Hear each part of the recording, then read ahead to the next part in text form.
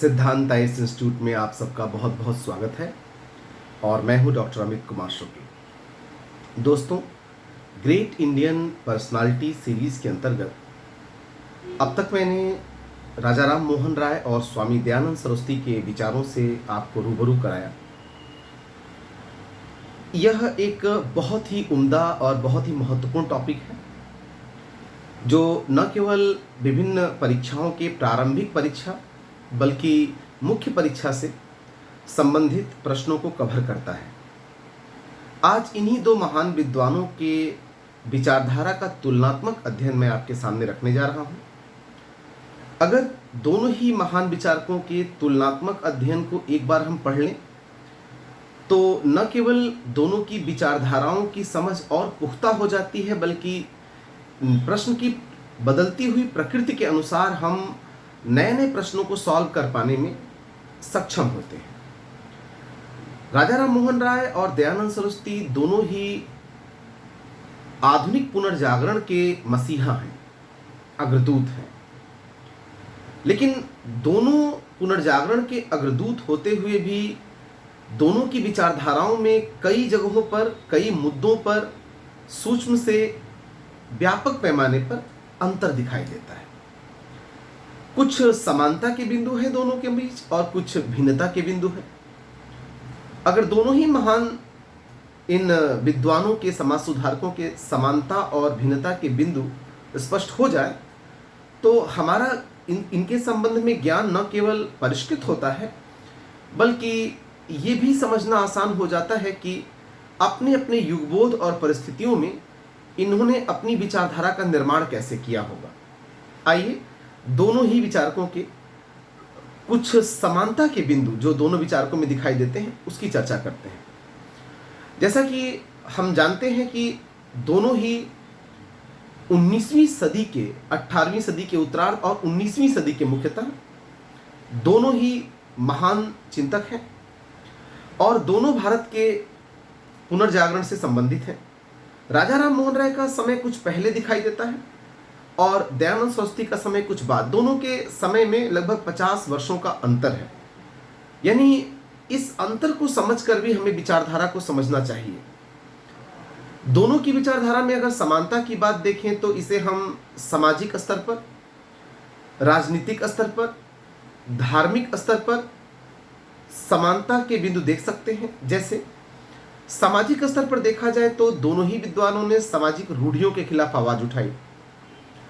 दोनों ही विद्वान यह मानते हैं कि भारतीय समाज में कहीं न कहीं एक गिरावट, ऐसी गिरावट आ गई है जिसने समाज को बहुत ही निम्न स्तर पर, हाशिए पर पहुंचा दिया है। दोनों ने सामाजिक कई मुद्दों पर अपने अपने विचार दिए हैं। जैसे बाल विवाह, बहुविवाह का दोनों ने खंडन किया।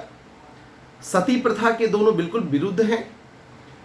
दोनों ने समाज में व्याप्त छुआछूत तथा ऊंच नीच की भावना के खिलाफ आवाज उठाई। दोनों जटिल जातिवादी व्यवस्था, जटिल वर्ण व्यवस्था के खिलाफ दोनों ने समान रूप से आवाज उठाई। दोनों ही सामाजिक स्तर पर दोनों महिला से संबंधित मुद्दों पर भी एक साझा विचार प्रस्तुत करते हैं और दोनों की विचारधारा में महिला शिक्षा को वरीयता दी गई है। यद्यपि कुछ मुद्दों पर सूक्ष्म अंतर भी दिखाई देता है जिसकी चर्चा हम अंतर वाले भाग में करेंगे। सामाजिक स्तर पर हम ये भी देख सकते हैं कि दोनों ही विद्वान एक समतावादी समाज का निर्माण करना चाहते हैं जिसमें कोई ऊंच नीच और कोई अन्य भेदभाव न रहे। सामाजिक स्तर पर दोनों का विचार इस बात को लेकर विशेष बल देता है कि भारत का समाज कैसे जागरूक हो और उसके लिए दोनों शिक्षा को आधार बनाते हैं। शिक्षा का माध्यम अलग अलग हो सकता है किंतु शिक्षा आवश्यक है दोनों के लिए। हमें यह दिखाई देता है कि सामाजिक स्तर पर जितनी भी संकीर्णताएं समय के साथ विद्यमान हो गई, दोनों ने अपने अपने ढंग से उस पर प्रतिक्रिया दिया। इसी प्रकार अगर समानता के बिंदु हम राजनीतिक स्तर पर देखें तो कहीं न कहीं दोनों के द्वारा भारत में एक राष्ट्रवादी चेतना जागृत हुई, और भारतीयों में राष्ट्रवादी चेतना कैसे जागृत हो इसका दोनों ने प्रयास किया। किंतु इन दोनों के बीच एक अंतर भी है राजनीतिक, हम राजनीतिक वाले भाग में उसकी चर्चा करेंगे। हम धार्मिक स्तर पर देखें तो दोनों की विचारधारा में यह समानता दिखाई देती है कि दोनों ने ही धर्म के संबंध में एकेश्वरवाद को स्वीकार किया। राजा राम मोहन राय ने ब्रह्म समाज की स्थापना कर उन्होंने ये बताया कि हमें निर्गुण निराकार ब्रह्म का उपासना करना चाहिए। तो दयानंद सरस्वती ने एकम सद विप्रा बहुधा वदंती की वैदिक युक्ति के अनुसार, सूक्त के अनुसार उन्होंने एकेश्वरवाद पर बल दिया। इस तरह दोनों ने मूर्ति पूजा का भी खंडन किया, पुरोहितवाद का खंडन किया, धर्म में व्याप्त सभी प्रकार के आडंबरों का खंडन किया, तीर्थयात्रा, व्रत इत्यादि तमाम चीजों का जिसका संबंध सीधे धर्म से नहीं है उसका भी उन लोगों ने खंडन किया। हम ये भी देखते हैं कि धर्म में जितनी भी जटिलता है, जितनी भी संकीर्णताएं या किसी वर्ग विशेष का धर्म में जो प्रभाव आ गया था उस पर भी दोनों ने अपने अपने विचार दिए कि इनका खंडन होना चाहिए। यानी धार्मिक स्तर पर देखा जाए तो दोनों यहां भी समतावादी दृष्टिकोण रखते हैं और एकेश्वरवाद पर बल देते हैं। बकायदा इसके लिए राजा राम मोहन राय ने एकेश्वरवादियों के लिए उपहार भी पर एक निबंध भी लिखा है, जिसकी चर्चा हमने वीडियोस में की है पिछले दिनों। तो सामाजिक स्तर पर, धार्मिक स्तर पर, राजनीतिक स्तर पर दोनों के बीच कई महत्वपूर्ण एकता के बिंदु हैं, समानता के बिंदु हैं। बावजूद इसके इन दोनों के बीच कुछ अन्य समानता के बिंदु अगर हम तलाशें तो हम क्या पाते हैं कि दोनों भारतीय हैं और दोनों भारत की तरक्की चाहते हैं, भारत का उत्थान चाहते हैं। और उत्थान के लिए यद्यपि इन दोनों ने अपने अपने तरीके से संसाधनों का चुनाव किया है, बावजूद इसके दोनों का हृदय भारत की समस्याओं से द्रवित है और दोनों कहीं न कहीं भारत का उत्थान चाहते हैं और वो उत्थान अपने अपने स्तर पर दोनों करते नजर आते हैं। साथ ही साथ दोनों मानवतावादी भी हैं, दोनों की विचारधारा में मानवतावाद के लिए पर्याप्त स्थान है।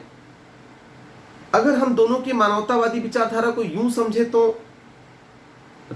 राजा राम मोहन राय जहां मानवतावाद के आधुनिक मूल्यों के आधार पर भारतीयों के अंदर अपनी शक्ति को जागृत करने, अपने प्रतिभा को पहचानने, अपनी समस्याओं पर प्रहार करने और उसका परिष्कार करने पर बल देते हैं, वहीं दयानंद सरस्वती ने भी आर्य समाज के माध्यम से या आर्य संस्कृति को पुनर्जीवित कर वेदों की ओर लौटो का नारा देकर हमें ये बताने की कोशिश किया था कि हम वही आर्य हैं जिन्होंने एक बहुत ही उन्नत समाज पैदा किया था, तो फिर क्यों न हम उस उन्नत समाज को फिर से पैदा करें। इसीलिए उन्होंने वेदों की आधुनिक स्तर पर व्याख्या भी की।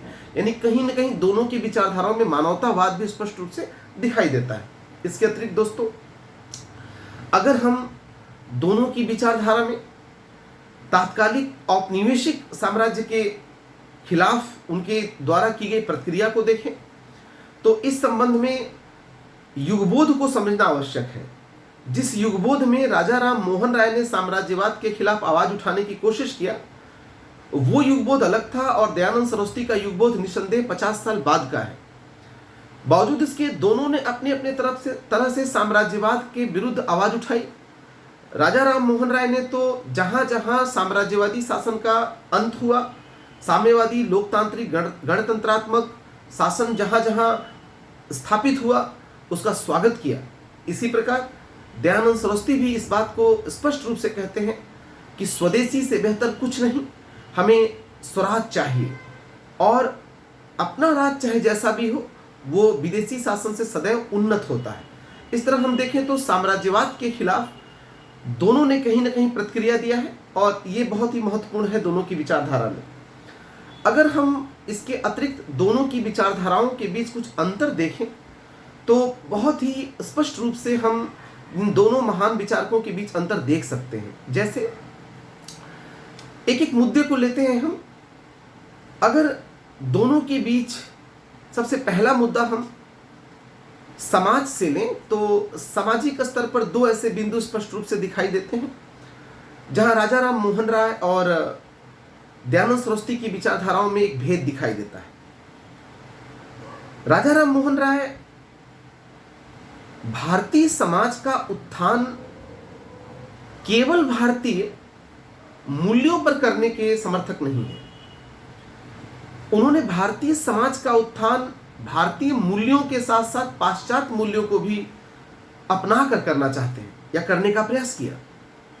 इसलिए उनके लिए आधुनिकता सर्वोपरि है, तर्क सर्वोपरि बना। जबकि दयानंद सरस्वती ने भारत का उत्थान भारतीय मूल्यों पर करने का प्रयास किया। ये बहुत इंपॉर्टेंट है, इसे समझिएगा। सामाजिक स्तर पर हम देखें तो दोनों ने समाज में व्याप्त तमाम रूढ़ियों आडंबरों का निसंदेह खंडन किया है, किंतु मैंने कहा कि दो ऐसे बिंदु हैं जहां पर एक सूक्ष्म अंतर दोनों में दिखाई देता है। जैसे वर्ण व्यवस्था का मुद्दा, दयानंद सरस्वती वर्ण व्यवस्था को स्वीकार नहीं करते, लेकिन उस वर्ण व्यवस्था को स्वीकार नहीं करते जो जन्म आधारित है और जटिल हो चुका है। लेकिन दयानंद सरस्वती वैदिक व्यवस्था, वैदिक समाज में जो वर्ण व्यवस्था विद्यमान था, जो जन्म आधारित नहीं बल्कि कर्म आधारित था, उसे स्वीकार करते हैं। तो इस प्रकार देखा जाए तो कहीं ना कहीं दयानंद सरस्वती वर्ण व्यवस्था को स्वीकार करते हैं, लेकिन उस वर्ण व्यवस्था को जो वेदों में निहित है। लेकिन राजा राम मोहन राय वर्ण व्यवस्था को सिरे से खारिज करते हैं। अब राजा राम मोहन राय ने वर्ण व्यवस्था को सिरे से खारिज किया, इसका अभिप्राय यह है कि उन्होंने वर्ण व्यवस्था को तर्क पर सही नहीं माना। आगे हम क्या देखते हैं, विधवा पुनर्विवाह का मुद्दा जहां तक है, दयानंद सरस्वती ने विधवा पुनर्विवाह का समर्थन तो किया, लेकिन सीमित स्तर पर। मैंने पिछले अपने लेक्चर में राजा Ram Mohan Roy the great Indian personality में मैंने इस बात का स्पष्टीकरण दिया है आपको।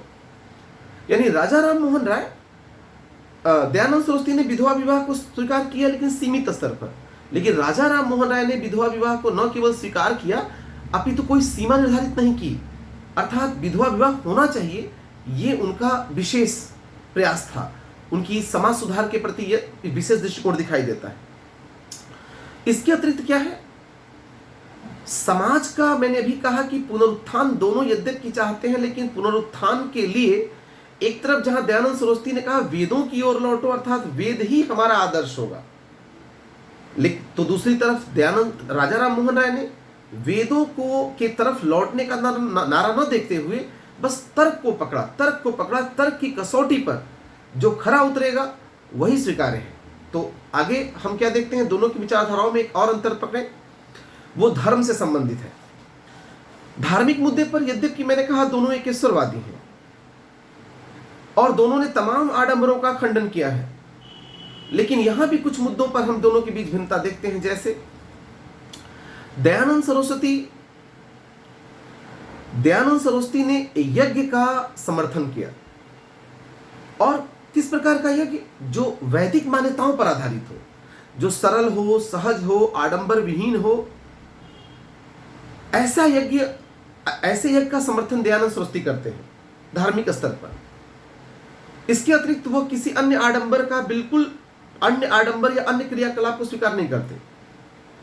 यानी यज्ञ को वह अनिवार्य रूप से कहते हैं कि यज्ञ ठीक है, लेकिन उसका वो वैदिक परंपरा पर हो। दूसरा, बलि जैसे परंपराओं को दोनों ने अस्वीकार किया। राजा राम मोहन राय बलि आदि का न केवल घोर निंदा करते हैं बल्कि इसे अमानवीय भी मानते हैं। दयानंद सरस्वती भी ऐसा ही मानते हैं, लेकिन दयानंद सरस्वती ने एक विकल्प प्रदान किया बलि का। उन्होंने अक्षत बलि चढ़ाई, अक्षत बलि की परंपरा चलाई और इसे उस रूप में स्वीकार किया जो प्राकृतिक हो। यानी कहीं ना कहीं यहां भी विचारधारा में भारतीयता नजर आती है दयानंद सरस्वती के। आगे हम इस बात को देख सकते हैं कि राजनीतिक स्तर पर दयानंद सरस्वती ने स्वराज शब्द का प्रयोग पहली बार किया और स्पष्ट किया कि अपना शासन चाहे जितना भी खराब क्यों ना हो, वो विदेशी शासन से सदैव बेहतर होता है। अर्थात साम्राज्यवादी शासन भारतीयों को कतई स्वीकार नहीं है, भारतीयों को अपना शासन स्थापित करना चाहिए। लेकिन राजा राम मोहन राय ने औपनिवेशिक शासन को भारत के लिए लाभकारी माना था। यहां फिर ध्यान दीजिएगा, दोनों का युगबोध अलग है, इसलिए विचारधारा भी अलग है। राजा राम मोहन राय ने औपनिवेशिक शासन को भारत के लिए लाभकारी माना था, क्योंकि उनका खुद मानना था कि भारतीय अंधकार युग में जी रहे हैं, उनको आधुनिकता से परिचय कराना ही होगा। इस तरह से राजनीतिक मुद्दों पर भी दोनों में बिल्कुल एक ऐसी भिन्नता दिखाई देती है जो दोनों की पृष्ठभूमि से विकसित नजर आती है। हम शिक्षा के स्तर पर देखें तो शैक्षणिक स्तर पर हमें क्या दिखाई देता है कि राजा राम मोहन राय ने, शैक्षणिक स्तर पर ध्यान दीजिए, राजा राम मोहन राय ने पाश्चात्य शिक्षा को ग्रहण किया और उन्होंने कहा कि पाश्चात्य शिक्षा से ही भारत में आधुनिकता आ सकती है, पाश्चात्य शिक्षा से ही भारत का अंधकार मिट सकता है। ये पाश्चात्य शिक्षा सही मायने में आधुनिक शिक्षा थी। राजा राम मोहन राय ने अंग्रेजी शिक्षा की भी वकालत की, लेकिन दयानंद सरस्वती पाश्चात्य शिक्षा के कतई समर्थक नहीं है, वे भारतीय शिक्षा के समर्थक हैं और उन्होंने भारतीय शिक्षा को, इसी प्रकार हम अगर वेदों के संबंध में दोनों की विचारधारा देखें तो वेदों के संदर्भ में हमें यह दिखाई देता है कि राजा राम मोहन राय जो है वो वेदों को अपौरुषेय नहीं मानते, जबकि दयानंद सरस्वती वेदों को अपौरुषेय मानते हैं और उनका मानना है कि वेदों में ही अंतिम सत्य नहीं था। आगे हम ये देख सकते हैं कि वेदों की ओर लौटो का नारा देकर और वेदों में ही अंतिम सत्य निहित मानकर अपने विचारधारा का आधार ही दयानंद सरस्वती ने वेदों को बना दिया, लेकिन राजा राम मोहन राय ने अपनी विचारधारा का आधार तर्क बुद्धि को बनाया। जो तर्क की कसौटी पर सही है वही सही है। इस प्रकार दोस्तों, मैंने एक छोटा सा प्रयास किया आपके सामने दोनों की विचारधाराओं के समानता और भिन्नता के बिंदु क्या क्या हैं, इस पर हम एक छोटा सा जो आपको अभी प्रस्तुत किए हैं, मुझे विश्वास है इससे आप लाभप्रद होंगे। इस प्रकार एक कंप्लीट हमारा प्रयास रहा है दयानंद सरस्वती और राजा राम मोहन राय पर आपकी विचारधारा को पुख्ता करने के लिए। सिद्धांत IAS प्रयागराज YouTube चैनल को आप ज़्यादा से ज़्यादा सब्सक्राइब करें। धन्यवाद।